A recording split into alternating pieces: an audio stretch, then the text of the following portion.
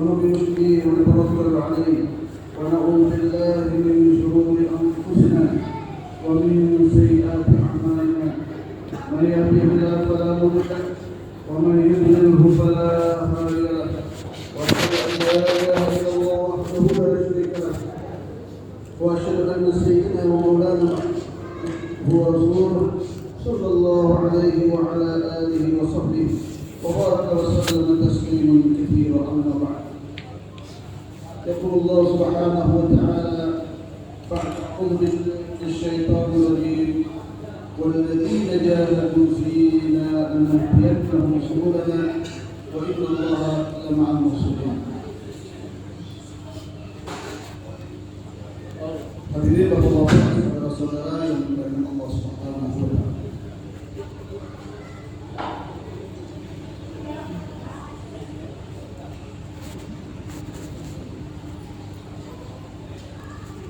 Di setiap masa dan zaman, hak dan usaha selalu beradu dengan kebatilan dan usaha penyebaran kebatilan. Yang kedua, usaha ini saling menarik.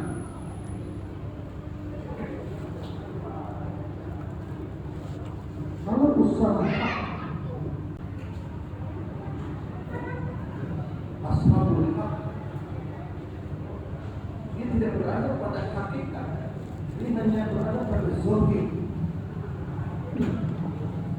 Sedangkan batin dan usaha batin berada pada hakikat kebatilan. Tahu ya? Batin dengan segala sifat-sifatnya dia munculkan. Sedangkan hak dan al-haq namanya dua. Surut dan hak secara gambaran ini nampak. Tapi sifat-sifat di dalam perkara itu ada di dalamnya. Hanya gambaran. Kita mau mengatakan ini buat surat ini surat doa. Laisat hakikat doa. Mengadakan tangan, kolak-kolakkannya itu bukan hakikat doa. Ini baru gambaran doa. Doa ini hakikat anda imannya, anda diri, anda biar. Hakikat doa itu adalah kandungan hati yang ada di dalam. Isinya apa? Itu hakikat doa sebenarnya.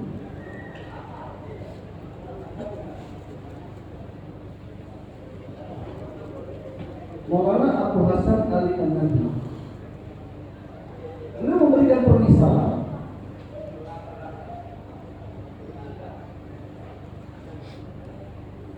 atau sebetulnya lebih indahnya lagi kalau kita katakan begini. Kalian sudah tahu belum?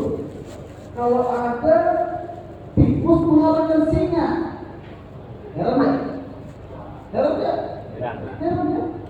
Takjub kok tikus yang kecil mengalahkan singa? Benar, yang benar betul. Jangan main-main. Masa sih tikus mengalahkan? Benar. Gimana ceritanya? Ceritanya tikus asli mendekati gambar singa dari plastik. Jadi dia tusuk, dia gigit matanya, dia gigit ekornya, robek-robek lah. Itu harimau. Percaya gak? Percaya. Karena harimau ini bukan hakikat harimau. Zohirnya, gambarnya harimau. Sedangkan tikus bukan gambaran tikus, tapi hakikat tikus. Jadi perkara yang batil, perkara yang kecil, tapi hakikat dapat mengalahkan perkara yang besar, tapi dia sekedar zohir bukan hakikat. Ini karena hak yang hanya surah, yang hanya zohir, zohir sholat, zohir baca Quran, zohir haji, zohir puasa, zohir rukun Islam, zohirnya masjid, zohirnya sempat, zohirnya cadar. Kalau ada dohirnya makoni, dohirnya ikhtikari. Tapi kalau perkara-perkara hak tadi, hakikat, hakoniyat, hakoniyat, hakikat daripada perkara hak ini tidak muncul. Sedangkan batil ki hakoniyat zahir holah, tergi holah. Sedangkan batil dengan segala atributnya, batil dengan segala karakteristiknya, terus berjalan dan terus meningkat setiap masa dan zaman. Nah, bagaimana yang hak ini bisa mengalahkan yang batil?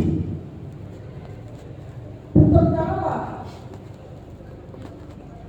Itu hadirin Bapak Saudara yang dimuliakan Allah Subhanahu wa taala. Kaidah sudah jelas. Kam min fi'atin qalilatin ghalabat fi'atan katsiratan bi'illah. Berapa banyak yang sedikit mengalahkan yang banyak. Kapan? Bila sedikit ini hakoniyah. Walaupun yang banyak ini dia hakoniyah, ya, bukan gambaran, bukan bawa pistol-pistolan, dia bawa nuklir beneran. Tapi kalau berhadapan dengan alul hak yang hakikat, ini kecanggihan teknologi, keadaan, kesuperpoweran, kebangkitan tidak akan bisa bertahan di depan hati dari yang hakon.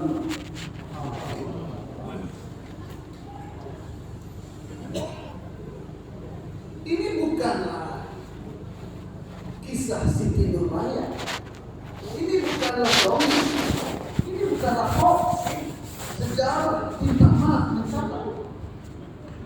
Dalam Al-Quran telah dicantumkan kisah-kisah ini. Abu Hurairah, sahabat yang belakangan masuk Islam, dalam peperangan Quraisyah, yang melihat jumlah bilangan pasukan dan pertempuran yang hebat, persenjataan yang besar. Sedikit Abu Hurairah terkesan. Ada satu kegentilan dalam hatinya.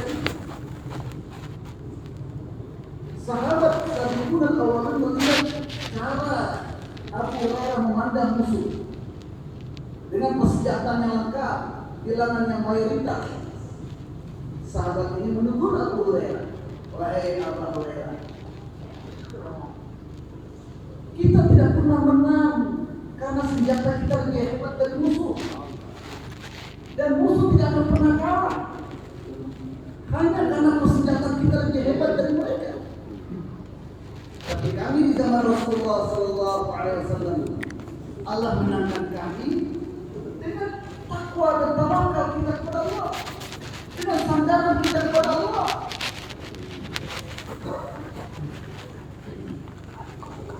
Itu kemarin di Istiqamah ini,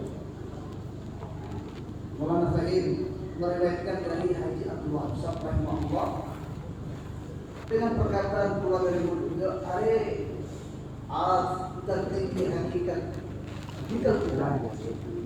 Kata beliau, sekarang ini hakikat nanti sudah keluar dari pekerjaan dakwah. Ditanya apa itu hakikat tadi? Maulana Haji Abdul Wahab mengatakan, dulu pejabat-pejabat orang kaya belum dapat percaya. Setiap ngurus paspor, ngurus visa, rekan-rekan dakwah, tawajuh pada Allah, sibuk dengan amalan. Tapi setelah pejabat-pejabat orang kaya percaya, mulai hati-hati dai berpaling dari Allah kepada makhluk. Inilah maknanya hakikat dakwah telah keluar dari pekerjaan-pekerjaan dakwah. Itu hadirin Bapak dan saudaraku yang dimuliakan Allah Subhanahu wa taala. Hame Islam की जरिए से जमाना है. Sahabat की majmuah को तैयार करना चाहता. Dengan kerja ini kita ingin membentuk kumpulan seperti sahabat. Kita tidak ingin buat partai dan kita tidak ingin buat kelompok, buat organisasi dalam kerja. Yang kita inginkan adalah lahir di akhir zaman ini kumpulan seperti sahabat. Siapa dia sahabat? Khairul khalaiq ba'da anbiya. Makhluk yang terbaik setelah nabi-nabi. A'maquhum ilma, ilmunya dalam. Wa aqalluhum takallufan, enggak macam-macam sahabat. Enggak macam-macam. Maulana Yusuf rahmatullahi alaihi mengatakan,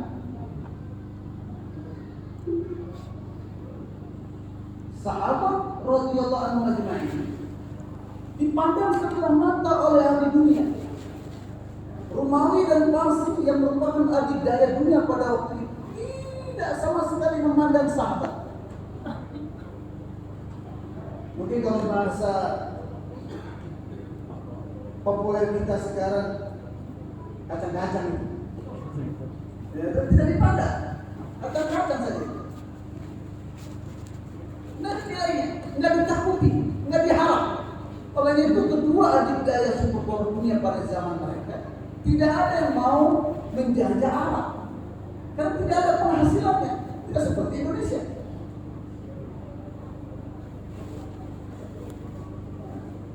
Dipandang sebelah mata oleh ahli dunia, oleh superpower dunia. Tidak dikenal oleh penduduk dunia, tidak dikenal. Tapi seluruh penduduk langit mengenal sahabat.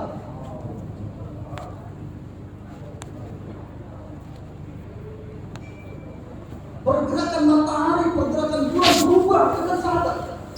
Matahari berhenti tidak terpendam gara-gara sahabat berusaha apa? Mereka itu berenang. Ambil rombongannya bilang begini, matahari kau makhluk, aku sudah makhluk. Kau diperintahkan oleh Allah, aku juga diperintahkan oleh Allah. Tapi sekarang kau menghadapi satu perintah, saya menghadapi dua perintah. Dan kamu hukum takwini, saya hukum syar'i. Hukum syar'i lebih tinggi daripada hukum takwini. Hukum takwini itu berkhidmat kepada hukum syar'i. Saya diperintahkan untuk berjihad, tapi kami juga diperintahkan untuk sholat. Ini belum menang kami. Kalau belum menang, bahaya. Tapi waktu asar akan habis kalau terbenam. Jangan terbenam dulu, kami belum sholat asar. Untuk itu bahasa Maulana seperti ini. Jangka nizam betul kita. Nizam perputaran matahari dan bulan berubah dengan keputusan sama. Untuk itu Allah berfirman dalam hadis qudsi, ya abdi, analladzi la ilaha illahu, atau analladzi aqulu kun fayakun fa'atibuni faj'alukum taqulu kun fayakun. Saya Allah yang apabila berbuat sesuatu, berbuat dengan kudratnya, cukup mengatakan jadi maka jadi. Taatilah aku, maka aku akan jadikan kamu pun bisa berkata jadi maka jadi. Jadi sifat ahli dunia, ingin sesuatu jadi, ingin sesuatu jadi. Sifat ahli dunia, ahli surga, diberikan sifat Allah kepada mereka, kun fayakun. Itulah yang harus kita hasilkan di dunia ini. Bagaimana nizam matahari, nizam bulan, nizam lautan, nizam langit tunduk kepada kita. Kapan kalau kita jadi khalifah Allah? Kapan kita jadi khalifah Allah? Kalau hati kita tidak terkesan dengan materi dan kebenaran. Kenapa ini ada aturan 4 bulan 4 hari 3 hari? Orang di sebelah sana bilang ini bid'ah. Mana ada tadi 4 bulan 4 hari 3 hari? Mana dalilnya? Itu sekarang bukan dari seberang, dari dalam sendiri muncul kalimat itu. Emangnya kalau saya tidak keluar 3 hari berdosa? Akhirnya pendek 3 hari kok. Emangnya kalau saya tidak keluar 40 hari dosa? Dalilnya mana? Itu orang seberang yang ngomong, sekarang orang dalam yang ngomong gara-gara pendek. Emangnya kalau dari tingkat markas berdosa? Akhirnya istiqaf.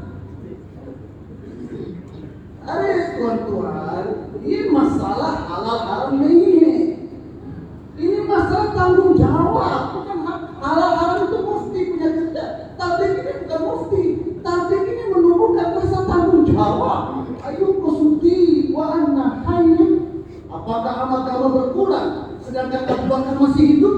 Tidak bisa bersatu antara hidupnya Abu Bakar dan berkurangnya agama.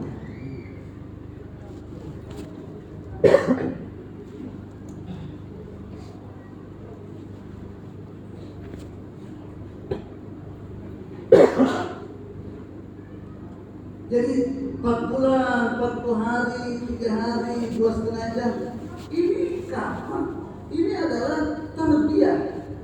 Tertib, kalau kita ikuti tertib ini dengan benar, akan muncul ruh yang mati ini hidup kembali. Untuk doa, jangan sampai lupa doa ini. Maulana Yusuf berdoa, Allah, rugi bidariku bid'at semadi. Ya Allah, ruh kami wes mati. Hidupkan kembali ruh kami, ya Allah. Hari ini jasad kita hidup, ruh mati. Jasad pengen air, ketahuan. Jasad lapar, tahu. Jasad pengen kawin, paham. Begitu pahamnya tuntutan jasad, Nisa 40 hari rela dikorbankan demi kawin. Betul? Karena tahu tuntutan nafsu, tapi tidak tahu tuntutan ruh. Tuntutan jasad namanya nafsu, tuntutan ruh namanya iman. Peningkatan iman tidak diperhatikan, peningkatan jasad diperhatikan terus.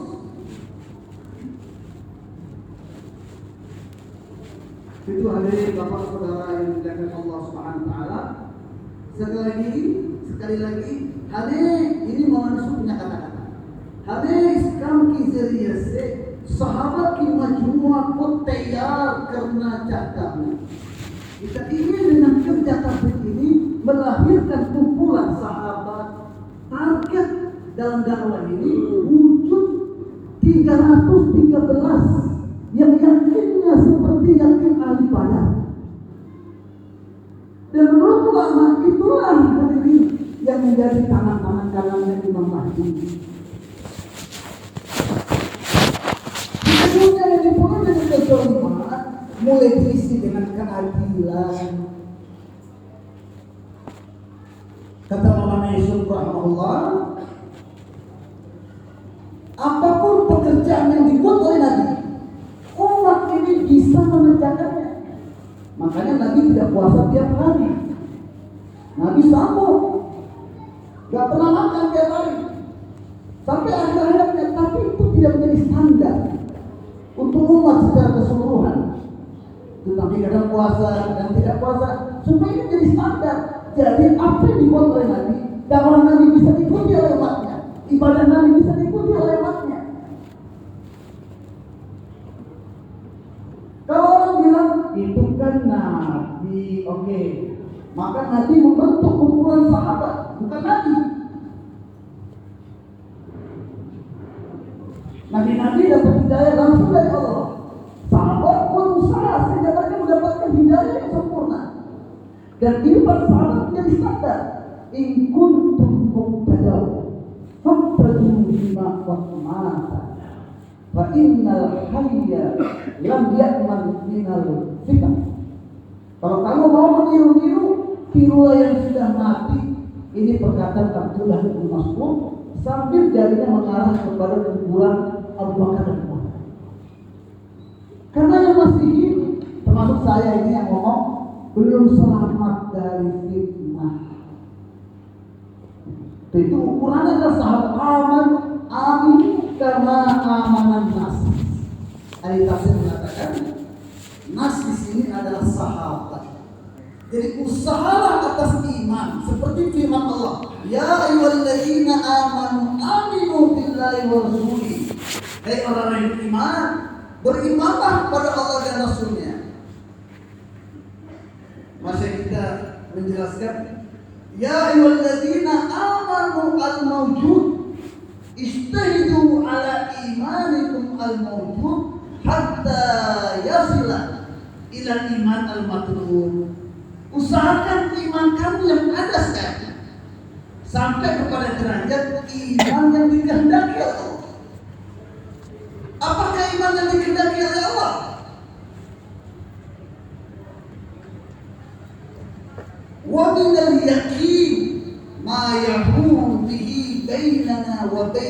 ma'asiyah.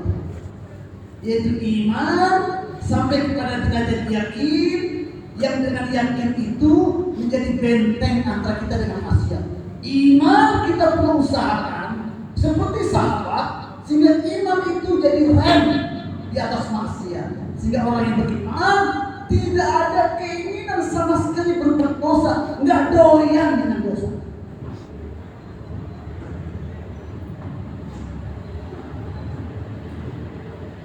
Ini apa namanya, Pak? Botol air. Ini benda apa namanya? Air. Ini air atau bukan? Air. Ini betul air atau bukan? Betul. Ini betul air atau bukan air? Betul air. Air. Saya haus. Saya minum air ini. Insya Allah haus Allah hilangkan atau tidak? Allah hilangkan. Sekarang hajat saya bertambah, bukan minum. Saya mau mandi. Kira-kira air sebotol ini cukup nggak? Tapi ini air nggak? Tapi hajat mandi saya terpenuhi nggak dengan air ini? Bagaimana caranya hajat mandi saya terpenuhi dengan air? Bagaimana caranya? Tambah airnya. Kita usaha menambah air yang satu botol jadi satu air. Walillahi masalul a'la. Allah punya permintaan yang lebih tinggi dari itu. Iman kita memang ada. Makanya Allah panggil kita orang beriman. Ya ayyuhalladzina amanu. Sahabat dipanggil orang beriman. Tapi yang diperintahkan iman amanu billahi wa rasulih. Berimanlah kepada Allah dan Rasulnya. Orang yang tidak paham akan iman, kok kira saya sudah beriman? Ya kan? Bukan itu. Tapi iman kamu yang ada itu bagaikan satu galon air yang seperti itu. Nah, air yang sebanyak ini tidak akan mencukupi untuk kita kebutuhan mandi, nggak cukup. Kebutuhan siram tanaman nggak cukup. Kebutuhan siram mobil, bersihkan mobil nggak cukup. Ya kan? Apalagi mandi dengan suami istri misalnya, ya kan? Nggak cukup. Harus mandi waktu untuk mandi banyak dan sebagainya. Jadi kita berusaha iman yang air yang ada ini bagaimana lebih banyak sehingga mencukupi kebutuhan yang banyak. Demikian hadirin yang dilakukan Allah Subhanahu wa taala. Kita disuruh masuk ke dalam agama yang sempurna untuk huruf silmi. Nah, supaya kita dapat amalkan agama yang sempurna, kita punya iman yang bokah. Kita punya iman yang banyak. Makanya sahabat dikatakan imanuhum aqdam minal jibal. Iman mereka lebih besar daripada gunung. Nah, mereka melihat gunung yang besar itu tidak terkesan sedikit pun. Maka orang Arab bilang sahabat kamu sakarul jibal fasakhkharalahul jibal. Sahabat kecilkan gunung, maka Allah tundukkan gunung di depan mereka. Muaz bin Jabal mau ke Yaman, ada gunung di depannya. Kalau kita berhadapan dengan gunung itu, ahli modern, maka pikir ini gunung ini akan pindah jadi dataran. Kalau saya mau di SK, tunggu saya ke kota dulu di SK, iya kan? Atau saya buat pabrik dulu supaya wujud SK, baru saya datang lagi. Saya sebut kamu wahai gunung, tunggu ya, mau sabar ya. Gunung masih ada, yang mau buat bagus cuma duluan. Kalau itu Maulana Yusuf Rahmatullah mengatakan, masalah kalau diselesaikan dengan amal cepat selesai. Tapi kalau diselesaikan dengan duit, lingkungan suasana ini nggak ada. Kita balik karena kebodohan kita. Aduh, kalau sholat saja kapan dapatnya? Tapi kalau ada duit di tangan, semua masalah selesai. Inilah kerusakan kita akhir zaman. Sudah menjadikan duit penyelesaian semua masalah. Kita sudah menggantikan kedudukan Allah dengan duit.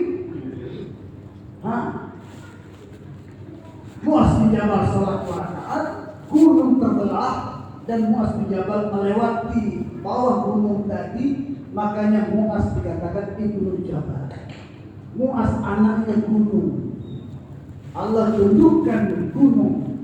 Karena dalam hati muas, tidak ada sedikit pun kebesaran bumi.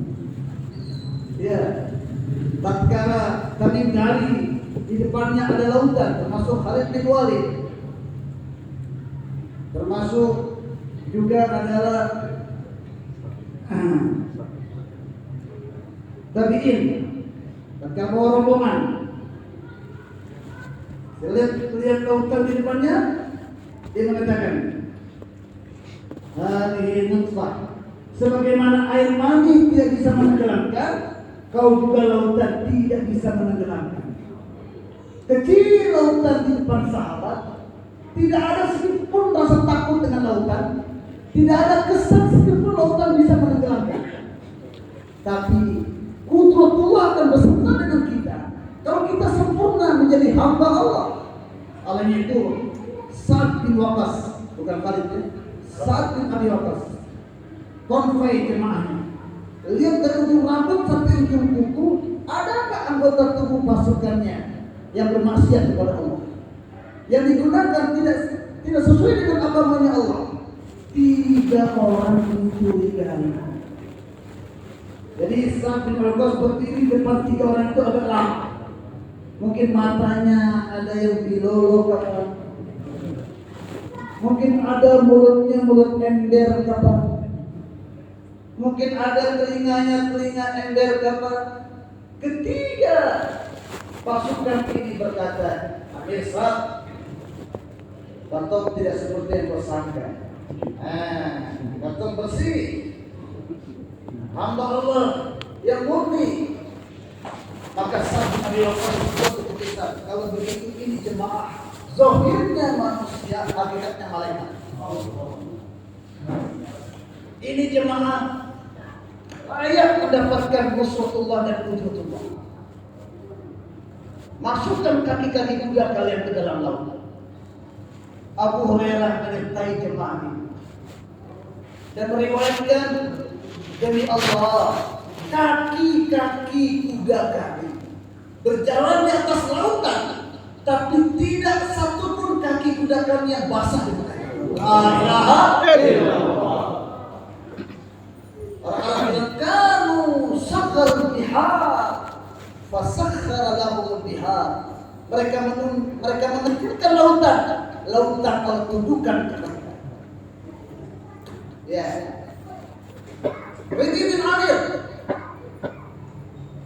utusan dalam pasukan yang menghadapi Raja Parsi, Rustum. Orang Parsi, dia tahu sahabat tidak akan mau sujud depan raja. Dia akal-akali sahabat ini, dibuat gapura yang pendek. Otomatis dia masuk harus tundukkan badannya, di depannya ada raja. Jadi mau tidak mau masuk perangkap sujud, mau tidak mau. Tapi pedoman Al-Quran, wattaqullah wa yu'allimukumullah, wa may yatawakkal 'ala Allah yaj'al lahu furqana. Siapa yang bertakwa kepada Allah, Allah akan ajarkan ilmu yang tidak dia pelajari. Siapa yang takwa dan tawakal kepada Allah, Allah berikan sifat bisa membedakan mana yang baik, mana yang tidak baik, mana yang layak, mana yang tidak layak, mana yang Allah sukai, mana yang Allah tidak sukai.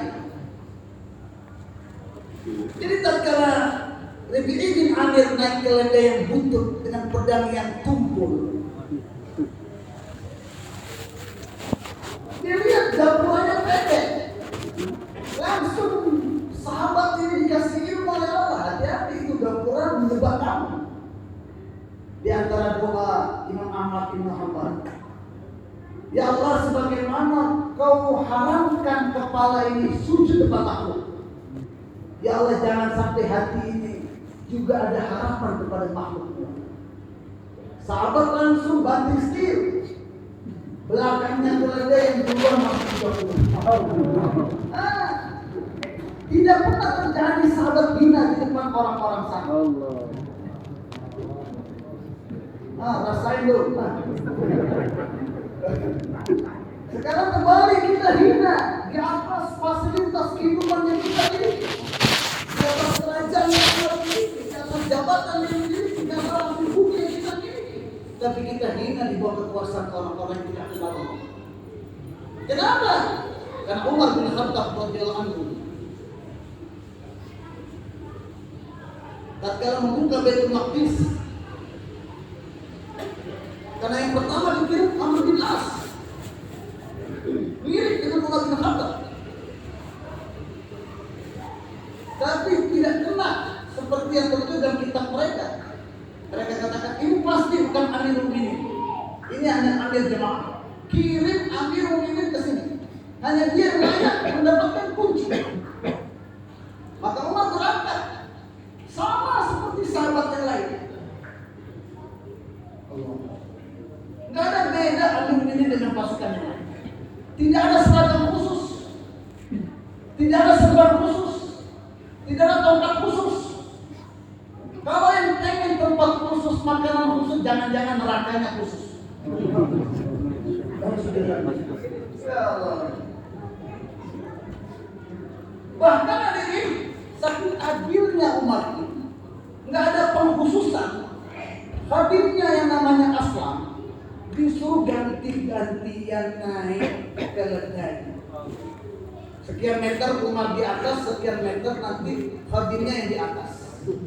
Mampu nggak kita buat ini? Kata Maulana Yusuf, hamaran sati ye ketete me amir ne jaga.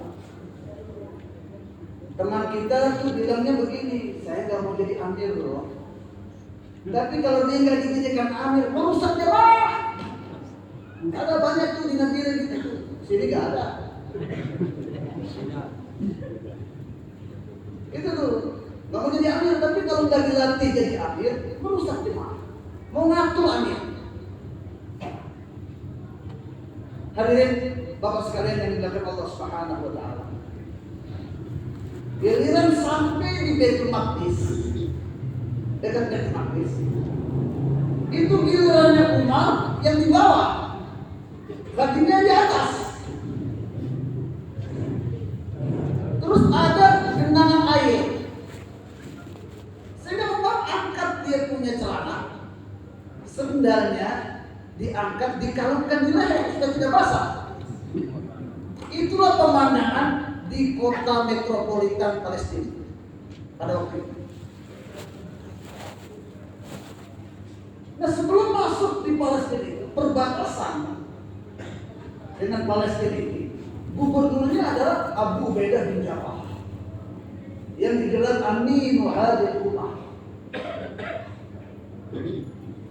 Kalau masih hidup Abu Ubaidah bin Jarrah, dia pun jadi khalifah.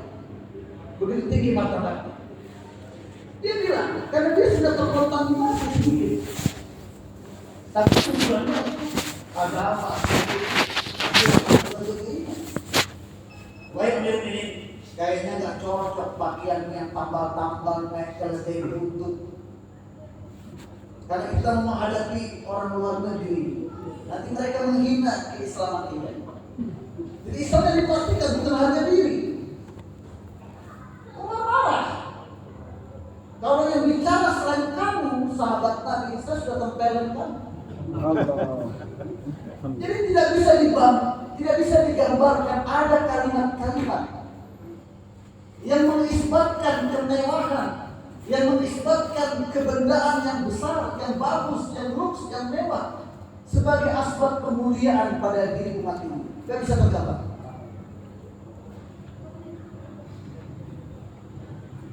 Tapi karena memuliakan orang lama, Abu Ubaidah awalun sabitun awal, maka diterima pendapatnya untuk menyenangkan hati orang lama. Hari ini kita hampir tidak menghargai orang lama. Kita tidak tahu pengorbanan orang lama di awal-awal di Papua ini. Tapi masalahnya orang lama itu sendiri gak korban, dia juga. Kalau orang baru muncul, orang lama tidak muncul. Orang baru maju, orang lama mundur. Kerja tidak akan maju. Jadi orang lama itu ada dua. Seperti di India, ada beras lama, ada mobil lama. Kalau beras lama itu makin mahal. Tapi kalau mobil lama makin rongsok nggak dipakai. Jadi kita ini orang lama yang mana? Seperti beras lama itu atau mobil yang butut lama? Allah. Kalau beras lama itu yang digunakan masak nasi biryani, itu laris sekali, orang berebutan itu kan. Tapi mobil yang rongsok yang butut dipandang pun tidak, apalagi kalau dibeli. Karena jangankan jalan, mungkin masuk jurang. Jadi kita ini orang beras lama atau mobil lama? Beras lama. Jadi kami seperti beras lama ya. Amin. Hargai pengorbanan orang lama. Bayi Wahab sebelum meninggal dunia, beliau berwasiat 5 perkara. Pertama, buat kerja dengan fikir dan zikir. Buat kerja dengan fikir dan krisamat. Karena kerja kalau dibuat tanpa fikir dan krisamat, itu adalah alamat matinya dai. Nasihat yang pertama, buat kerja dengan fikir. Nah, fikir ini akan kita latih. Baik, itu yang pertama. Yang kedua,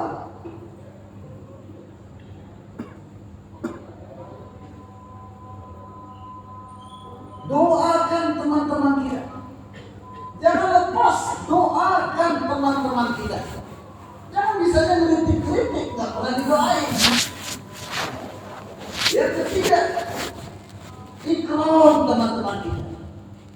Ya, tunaikan hak mereka, jangan tuntut hak kita. Kalau ada pekerjaan yang berhasil, hubungkan keberhasilan itu dengan kerjasama kita. Kalau ada kekurangan, kegagalan, hubungkan kekurangan itu dengan kesalahan kita. Jangan lihat aib kekurangan teman kita.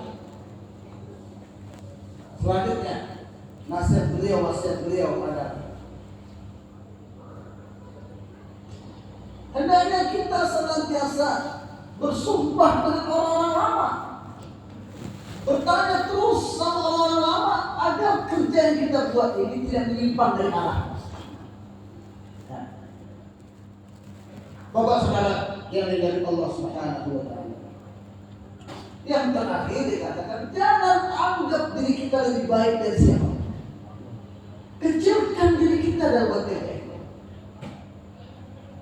Baik, Umar bin Khattab masuk di Palestina. Tatkala memakai baju yang bagus, kalau dia diganti dengan kuda. Tatkala mulai memakai aspek dunia yang canggih, yang mewah, yang bagus ini, ruhnya nggak cocok, ganjil kayaknya, gemetar badan. Gimana Pak kalau kita pakai serban bagus, baju bagus? Kira-kira gemetarkah atau kepala kita jadi besar? Kepala besar. Kemudian Umar melepas bajunya, turun dari keledainya, dan suruh Abu Ubaidah bin Jarrah radhiyallahu anhu mengembalikan keledai bututnya, baju compang-campingnya, sambil memproklamirkan kalimat yang sangat penting untuk kita. Nahnu kunna azillah. Kami dulu orang-orang yang hina. Fa'azzanallahu bil Islam. Allah muliakan kita dengan Islam. Jadi kita mulia dengan apa? Islam. Apa itu Islam? Majmu'atul amal. Islam itu kumpulan daripada amal. Kita mulia kalau kita dakwah. Kita hina kalau kita tinggalkan dakwah. Kita mulia kalau kita sholat. Kita hina kalau kita tidak memperhatikan sholat. Kita mulia kalau kita terus menuntut ilmu agama. Kita akan hina kalau kita cari ilmu dunia dan tinggalkan ilmu agama. Kita akan mulia kalau kita semuanya habis Quran, semuanya kita belajar Quran. Gara-gara anak kita belajar di sekolah umum untuk jadi sarjana, untuk jadi dokter dan itu. Dengan itu Al-Fatihahnya masih Al-Fatihah. Alaminnya masih ngalamin. Fabi ayyi alanya masih fabi ayyi ala. Ustadznya masih bilang ustaz. Enggak betul makharijnya gara-gara sibuk cari ilmunya. kita pasti hina.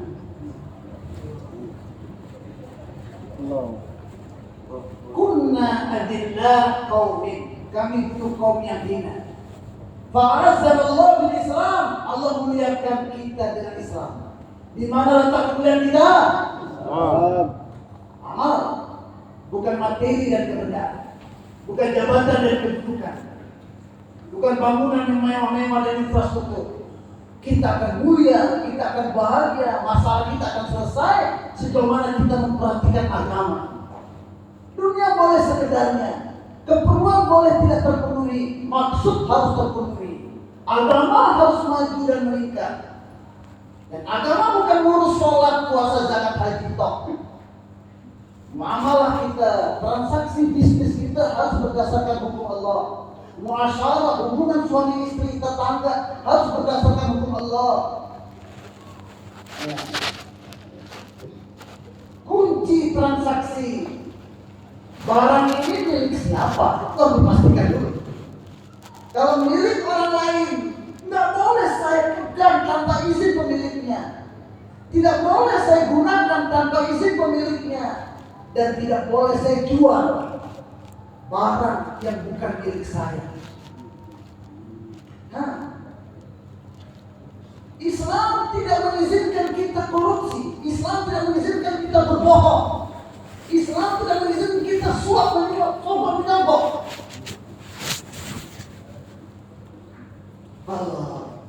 Satu orang ditanya, bagaimana keadaan kamu di sono setelah meninggal dunia? Dia bilang, berat. Kenapa bisa berat? Hisapnya, saya habis makan, ada terselip daging di gigiku. Saya ambil pucuk pohon orang lain tanpa izin. Saya gunakan korek-korek itu daging yang melintas di gigi, dihisap di akhir.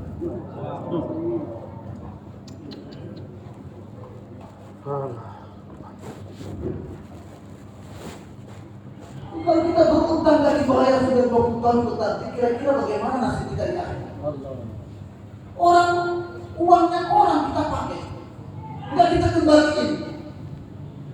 Jadi kalau ingin dunia kita bahagia, amalkan agama dengan sempurna. Ingin akhirat kita bahagia, amalkan agama dengan sempurna. Tidak ada jalan yang lain. Satu orang menangis, ditanya, kenapa kamu menangis? Dia bilang, karena saya berbuat dosa. Apa dosamu? Tamu saya datang, saya buat ikan, masak ikan. Mungkin tamunya orang Makassar, Bapak. Setelah makan, sunnah, makan dengan tangan. Tapi bau-bau amis ikan itu masih ada di tangan. Maka praktisnya, saya gunakan tembok tetangga untuk musap-musap bau amis ikan tanpa izin tetangga. Ya, kalau punya istri dua, waktu di istri pertama kita nyolong ambil air di istri kedua, dihisap nanti di akhirat. Kalau nggak mampu ada, jangan kawin dua.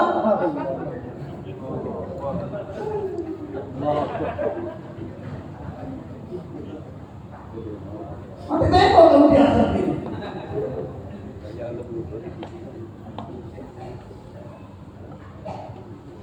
Jadi gara-gara saya usap tangan saya amis ini di tembok tanah tetangga tanpa izin dia, saya menangis dosa itu. Udah berapa tahun itu kejadian? 40 tahun yang lalu. Jadi orang dahulu yang dia perhatikan amal, bukan benda. Kalau karena benda merupakan amal, menangis. Kalau amal dibuat berlapar-lapar, nikmat. Amal dibuat nggak ada duit, terasa nikmat. Bahkan kadang di antara mereka menangis tatkala dunia berdatangan, takut jangan-jangan dengan pahalanya disegerakan di dunia, di akhirat tidak dapat apa-apa. Hadirin jemaat sekalian yang dijaga Allah Subhanahu wa taala.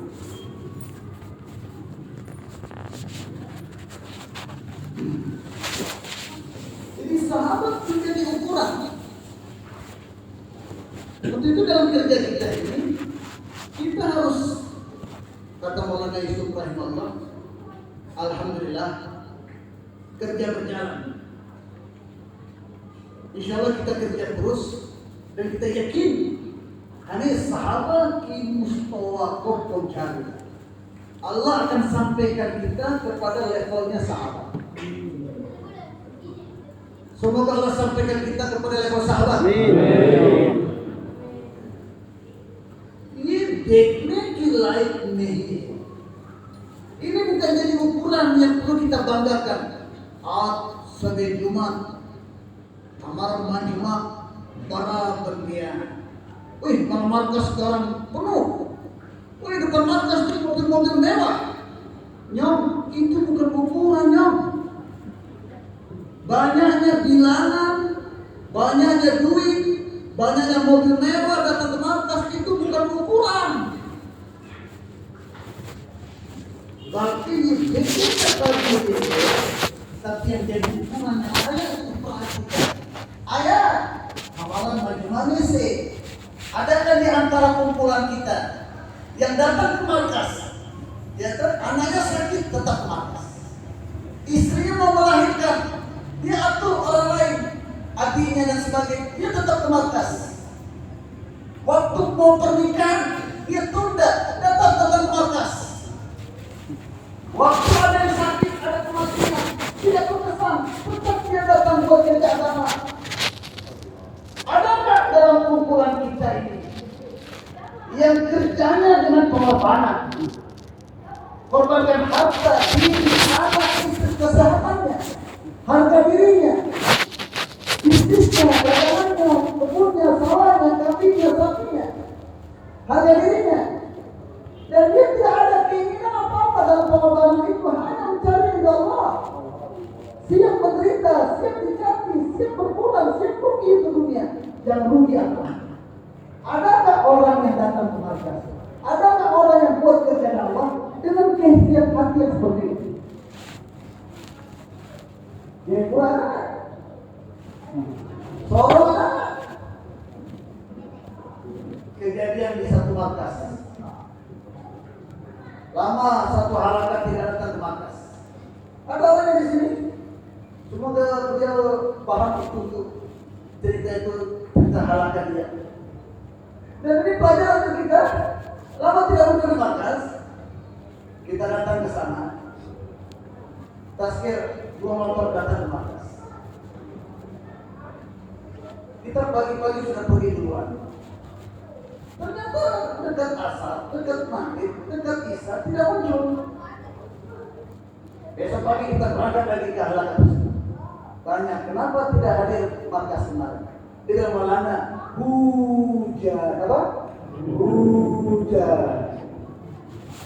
Kira-kira senyum nggak itu orang halakan yang ada di sini? Saya bilang hujan batu atau hujan peluru?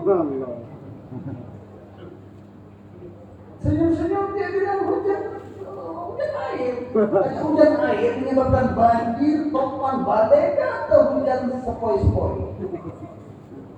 Begitu rumahnya dari zaman sekarang.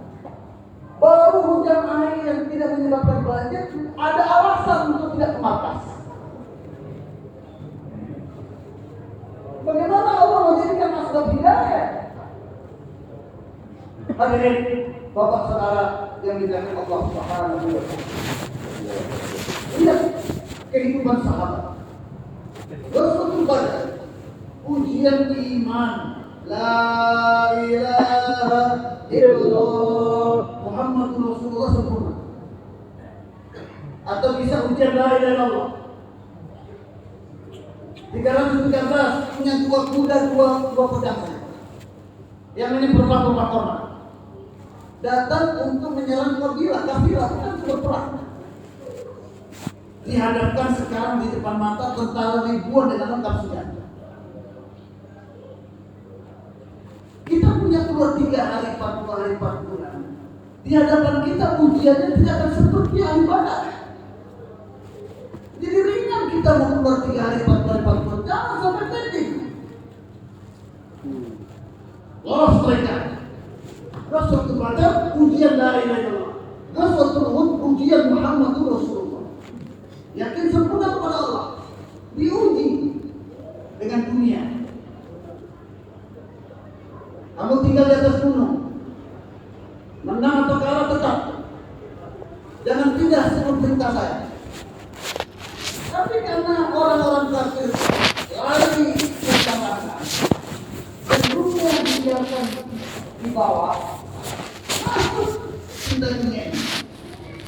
Dan ini pelajaran untuk kita. Bukan aib mereka, bukan. Ini pelajaran untuk kita. Semua kejadian yang terjadi sampai hari kiamat sudah diadakan di zaman sahabat. Gak percaya lagi. Apa hikmahnya? Hatta idza fashiltum wa tanazzaltum fil amr wa asaytum min ba'di ma umiru minkum man yuhibbu dunya wa minkum man yuhibbu al-akhirah. Thumma sarafu ankum. 4 asbab nusratullah yang sudah turun terangkat kembali. Pertama, lemah semangat berjuang. Sekarang ini di Papua ini secara khusus dan umum Indonesia. Karena mungkin terkena virus gairullah itu. Sudah semangat berdakwah melemah. Kalau semangat berjuang melemah, maka ini tidak bisa dikejar. Semangat berjuang lemah, intikali tidak diperhatikan lagi. Semangat berjuang lemah, kalau markas tetap di rumah. Semangat berjuang lemah, ke markas pulang lagi istrikah dan bisa tidak. Asbab kemunduran umat ini, pertama, lemah semangat berjuang. Yang kedua, watanaza'tum fil amr, berdebat. Di Sorong kalau suka berdebat musyawarahnya. Di Merauke kalau masih berdebat dalam musyawarah. Di Jayapura, di Natire, di semua tempat kita. Kalau masih suka berdebat, kerja tidak akan maju. Perdebatan menghitamkan hati, mengeraskan hati. Kenapa kita masih berdebat? Karena kita belum jadi khalifah Allah. Dalam buat kerja dakwah, kita tidak menisbahkan diri kita sebagai khalifah Allah dan wakil Nabi. Kita merasa diri kita orang besar, orang hebat, orang lama, orang pintar. Saya paling tahu, yang lain tidak tahu. Memaksakan pendapat, menghina dan merendahkan orang lain, mencari harga diri, martabat diri diangkat, bukan agama yang diangkat. Dunia masuk. Yang kedua, wa tanaza'tum fil amr, berdebat dalam perkara yang sudah jelas. Kenapa masuk perdebatan ini? Minkum may yuhibbu dunya wa minkum may yuridu dunya wa yuridu ya. Minkum may yuridu dunya wa minkum may yuridu. Ada sebagian mereka yang cenderung kepada dunia. Jadi perdebatan datang, semangat berjuang melemah karena masuk cinta dunia. Karena pada diri hati jadi ada kecenderungan kepada dunia, maka sudah berdebat. Maka tidak lagi semangat berdakwah, ngobrol ke sana kemari, aib orang dibicarakan, kerja dan dibicarakan. Dan satu lagi, wa asaitum min ba'di ma umiru. Seperti kalau minkum may yuridu dunya wa minkum may yuridu al-akhirah. Enggak mau taat sama amir. Semangat melemah. Tidak mau taat sama amir. Cinta dunia, berdebat. Cinta dunia, kecenderungan pada dunia. Inilah asbab kelemahan umat ini. Asbab kelemahan kerja dakwah. Peperangan Uhud jadi pelajaran. Waktu itu kerja mengikuti arahan. Huzaifah ditugaskan Rasulullah SAW mengamati orang kafir tengah malam. Huzaifah begini, kamu tak ada dalam keadaan yang susah. Huzaifah mengatakan, saya nggak pakai baju, dingin cuacanya. Tapi waktu menyambut takazah, Rasulullah berdoa, tidak terasa dingin lagi. Tapi Huzaifah melihat Abu Sufyan dekat dengan dia. Huzaifah bilang, kalau saya ambil anak panah saya bikin Abu Sufyan mati ya, insya Allah. Jadi diambil anak panahnya, dibidikan ke arah Abu Sufyan. Tak kala mau dibidikan ke Abu Sufyan, Allah ubah mizan. Yang tadinya Huzaifah aman, Allah gerakkan hati Abu Sufyan. Kelihatannya ada musuh, mata-mata musuh di sekitar kita ini. Allah ubah, karena Huzaifah bekerja tidak mengikuti arahan. Muncul fitnah, muncul musibah setelah itu. Tangkap kanan kiri kalian dan tanya dari kabilah mana. Huzaifah sadar diri utus oleh Nabi, arahannya jangan membunuh, hanya mengamat-ngamati. Huzaifah istighfar, dikembalikan anak panahnya. Allah kasih ilmu kepada Abu Huzaifah, pegang kanan kirimu supaya kau tidak ditanya dari kabilah mana. Kalau kau ditanya dari kabilah mana, ketahuan kau bohong. Lantas Huzaifah tangkap kanannya, tangkap ente dari mana, ente kabilah mana, selesai masalah. Jadi kalau tidak mau ditaskin, taskin orang, selesai masalah.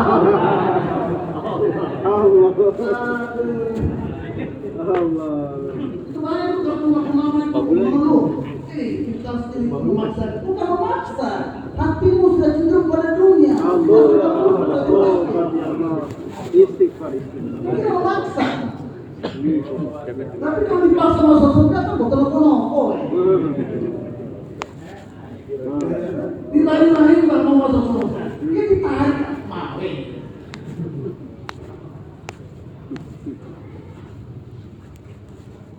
Utsman radhiyallahu anhu tawaf, diizinkan tawaf oleh orang pembesar Quraisy. Banyak keluarganya Utsman. Rasulullah katakan, kamu ke Ka'bah jangan tawaf. Iya kan? Hanya lihat silaturahmi dengan keluarga di sana. Maka Utsman sampai di Ka'bah diminta supaya silakan tawaf, bebas, diizinkan. Tapi Utsman radhiyallahu anhu datang ke Mekah, ikuti arahan Nabi, tidak mau digunakan untuk tawaf. Demikian kerja dakwah kita, ikut arahan, jangan ikut kepahaman kita, jangan. Bersedia insyaallah. Insyaallah. Bapak saudara yang dimuliakan Allah Subhanahu. Setelah itu terjadilah Ghazwatul Hunain. Apa hikmah dalam Ghazwatul Hunain? Di Badar bilangan sedikit, senjata tidak ada. Beda dengan di Hunain, bilangan banyak, mayoritas. Senjata juga lebih banyak. Datang ujuk pada hati-hati sebagian sahabat. Itu pun dasarnya pun masih baik. Biasanya bisa ditolong oleh Allah, kan begitu. Padahal minoritas, persenjataan minim. Sekarang kita mayoritas, senjata lebih lengkap. Masa sih Allah nggak bantu kita? Tapi kalau bersandar juga di samping kepada Allah, kepada materi, Allah tidak suka. Ya kan? Puluhan ribu sahabat lari kontak-kontak, tidak 12. Akhirnya tidak beberapa orang. Ya ayyuhal ansar, dipanggil lagi. Padahal sahabat-sahabat kita sudah terkesan dengan kehilangan dan kesejahteraan. Tobat tidak, kembali berkumpul, Allah menangkan sahabat. Nabi dan sahabat. Ada lagi, ada sahabat ahli barat. Dan sedikit hati berpaling dari Allah kepada materi, kepada mayoritas, maka Rasulullah yang tidak ada pun bahkan gigi Nabi putus. Hadirin yang dimuliakan Allah Subhanahu wa taala. Datang setelah itu Ghazwatul Tabuk. Hikmah dalam Ghazwatul Tabuk, tarbiyah yang Allah berikan kepada sahabat. Tak rasa agama akan datang bertepatan dengan cari duit, bertepatan dengan waktu panen. Ini puncak, dua puncak Ghazwah di mana sahabat diuji, Ghazwatul Tabuk dan Ghazwatul Khandaq. Ya, kita bahas ini saja. Ghazwatul Tabuk panen korma, utang sama orang Yahudi harus dibayar. Dan musim panen waktu itu kalau tidak dicabut, kalau tidak diambil rusak kormanya. Kebutuhan mereka orang-orang muhajirin masih bersandar kepada orang Ansor. Kebutuhan orang Ansor masih bersandar kepada korma. Dan ini waktunya untuk dipetik, tapi takdir disuarakan ke Tabuk. Musim panas. Maka suara-suara mulai orang-orang munafik panas. Allah turunkan ayat. Naru jahannam asyaddu hara. Bukankah neraka jahannam lebih panas? Berarti nisab-nisab kita mudah kita keluar. Mudah kita sambut takazah kalau di depan kita akhirat. Berarti mafhum mukhalafahnya. Kenapa kita sulit dakwah? Kenapa kita sulit nisab kita masih pending-pending? Karena di depan mata kita dunia. Allah.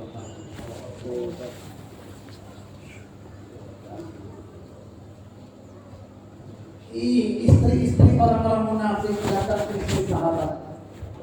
Capek-capek orang ormas, utang banyak, kebutuhan banyak. Saatnya kita ambil korban supaya utang untuk memenuhi kebutuhan. Juga digunakan untuk bisa dilihat. Kok suami kamu tinggalkan kamu? Itu kan sama dengan meninggalkan rezeki. Bukan tinggalkan kamu, tinggalkan rezeki. Istri sahabat sudah ditarbiyah menjawab, betul, memang jodohnya suami kami meninggalkan rezeki, tapi berangkat menuju yang memberikan rezeki. Ada wanita lain yang digoda, lo yang makan sama kamu itu sekarang pergi, yang cari makan itu pergi ke Tabuk 1 bulan. Dari mana makanan kamu?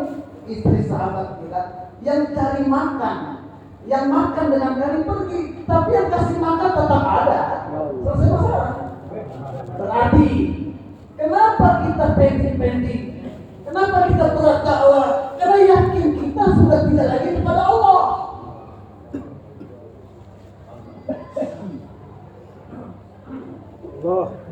Hadirin Bapak Saudara yang dimuliakan Allah Subhanahu wa taala. Allah perlihatkan hidupnya. Allah tidak bergantung dengan musim.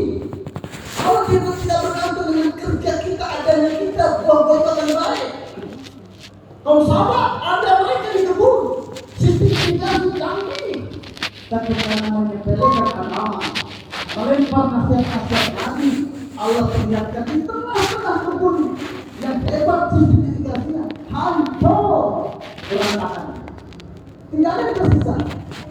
Sahabat sebaliknya, kebun lagi panen. Mereka tinggalkan itu 1 bulan lamanya lebih kurang. Jadi yang dilakukan Allah Subhanahu wa taala, pulang-pulang korma mereka jangankan busuk, tambah manis. Dan hebatnya lagi, harganya naik sekian lipat. La ilaha illallah. Ini namanya ujub. Jangan pengen mengambil manfaat dari kebetulan kanan. Harus ikut perjuangan sahabat. Sekarang kita masuk kepada Ghazwatul Hunain. Ghazwatul Khandaq. Apa hikmah pelajaran untuk kita dengan peristiwa Ghazwatul Khandaq? Hadirin, berita koalisi itu terjadi akhir zaman nanti.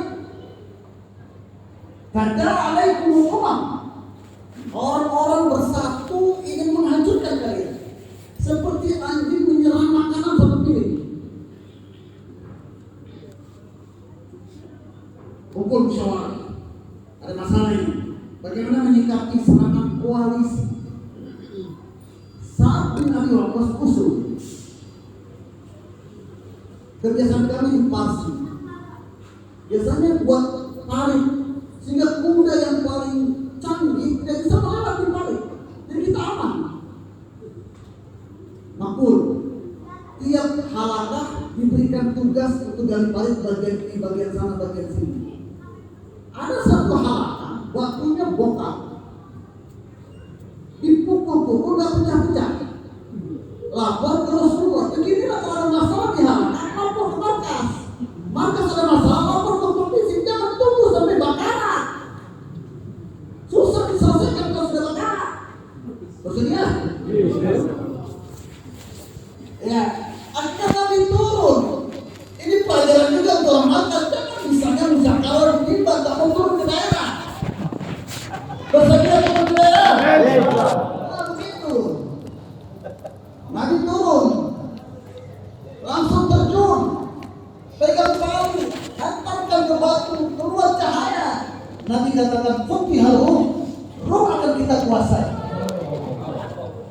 Satu lagi pukul, keluar cahaya. Nabi berkata, "Futihal fus akan terbuka, pasti akan terbuka." Orang munafik ngoceh-ngoceh di belakang, bilangnya begini, urut saja diikat dengan batu. Kemudian koalisi akan datang menyerang, ketakutan buat parit. Ini janjiin Romawi pasti akan dikuasai. Itu mah muncul-muncul gitu-gitu tuh di luar markas tuh. Macam-macam tuh ada tuh, nggak semuanya ada itu. Ini nggak usah takut dengan bahasa-bahasa ini. Dan hati-hati kalau kita ngomong-ngomong seperti itu. Berarti buat dakwah seperti orang munafik. Jangan buat kelompok-kelompok dalam dakwah. Jangan buat partai dalam dakwah. Jangan buat oposisi dalam dakwah. Kita kerja satu hati, satu visi, satu orang. Bangsa dia. Baik. Tak kala orang munafik bilang begitu, maka sahabat tambah yakin. Tidak terpengaruh dengan bisikan-bisikan orang-orang munafik. Nah. Hadirin yang Allah Subhanahu.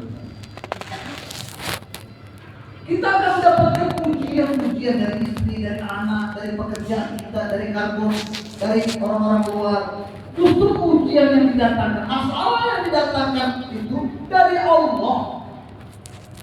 Itu masalah Allah datangkan untuk memajukan diri, bukan untuk memundurkan diri. Jadi kalau ada masalah datang dalam takdir ini, buka dada kita lebar-lebar. Selamat datang, wahai peningkatan kekuatan doa. Tidak mungkin dakwah tanpa kesusahan. Kalau kita mencari enak-enak dalam dakwah, mas, ente salah alamat. Cari bagaimana kami menderita dalam dakwah. Cari bagaimana sahabat menderita dalam dakwah. Kalau kita dapat keadaan itu, nikmatnya luar biasa. Kenikmatan di dalam perjuangan agama yang susah-susah tidak bisa dibayangkan dengan nikmatnya hadir di samping istri yang cantik dan akan melahirkan anak yang gagah.